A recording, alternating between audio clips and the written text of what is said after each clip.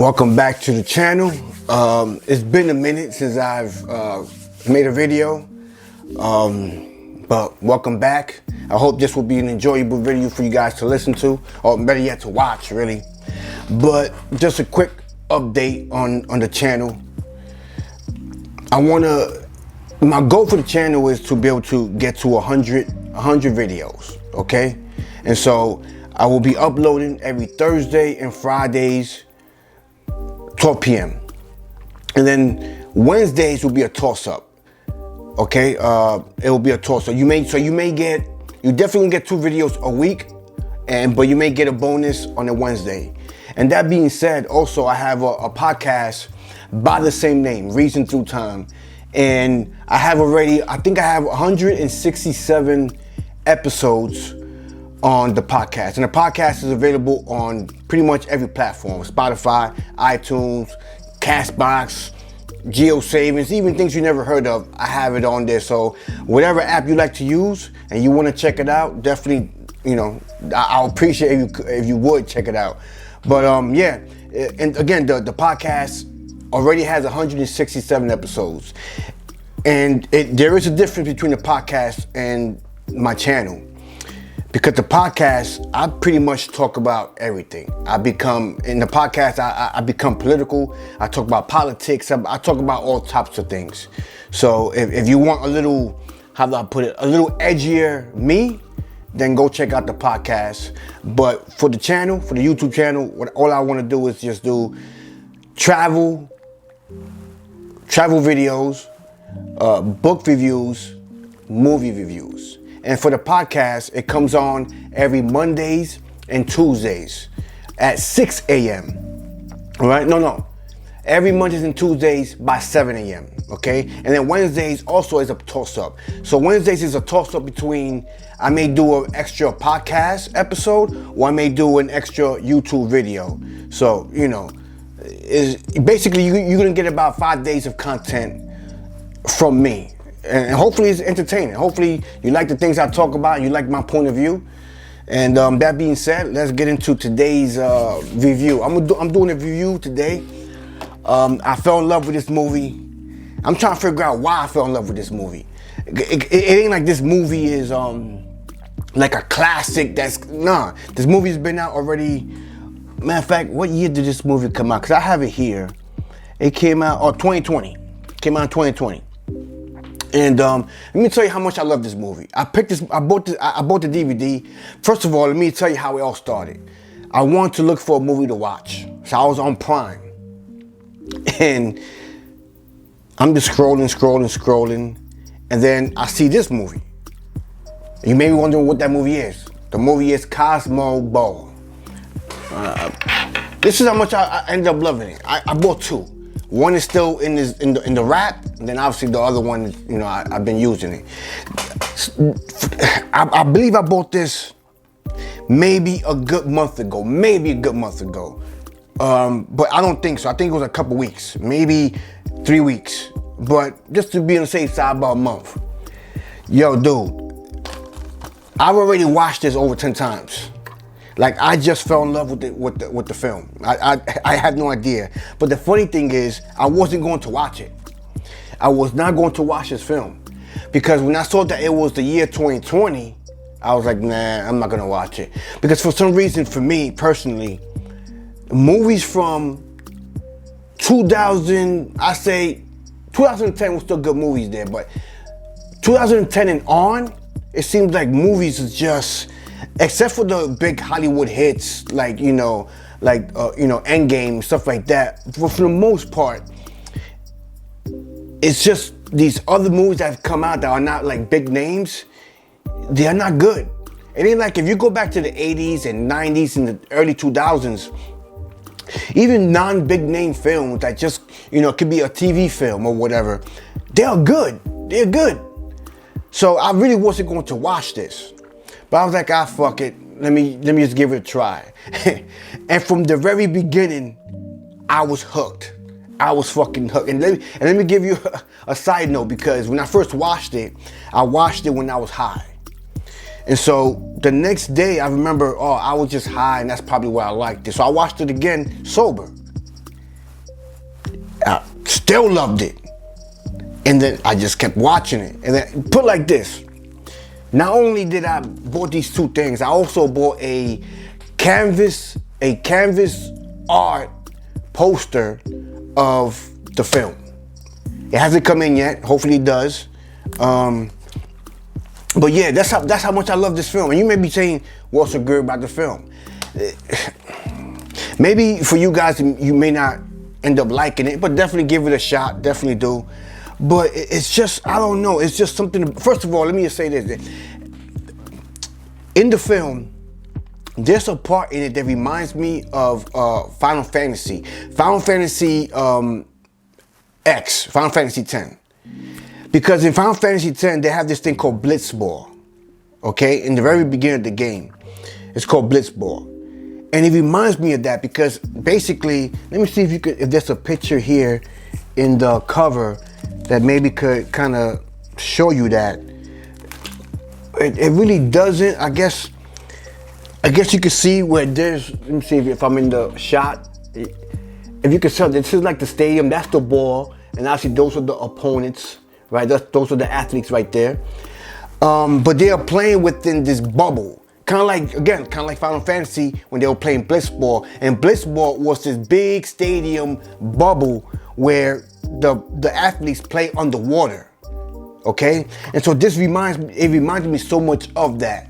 And so at first I thought that they was taking that small part of the video game and made it into a movie. But no, that's not even from that. It's a totally different thing. So that's one aspect of it. But the other aspect is I love the fact that they I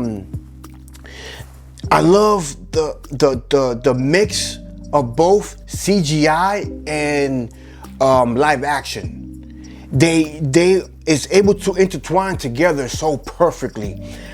Like even in the beginning of the film, you see, like, you know, obviously the introduction and the narrator is telling you the story of what happened, and it's very it's cartoonish, right? Like CGI, and then they just transition to the live action, and it's just this mixture of the two, and it works so fucking well. It really does. Excuse me for the curse word, but it just works perfectly. It really does. And just the movie itself, and there's some cheesy parts in it, obviously. Also, another thing is English dub, because this is a Russian film, and so they speak in Russian, obviously, and so it's kind of like back in the day when they would have they would dub English actors, well, not English, but they would have English speakers dubbing for Chinese films, okay, or Japanese films. You know, it's kind of like, it's not all there, but it still works. It still works. But overall, the film is fantastic. I just look.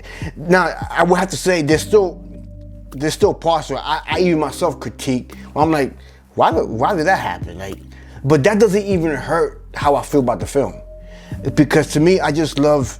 Again, I love the transition between the CGI and the live action. And I love the characters too. Like, especially when the scene when they're playing Cosmoball, and then the film goes into the stadium, and then you see all the alien species who are in this big gigantic stadium, and it's just wonderful, man.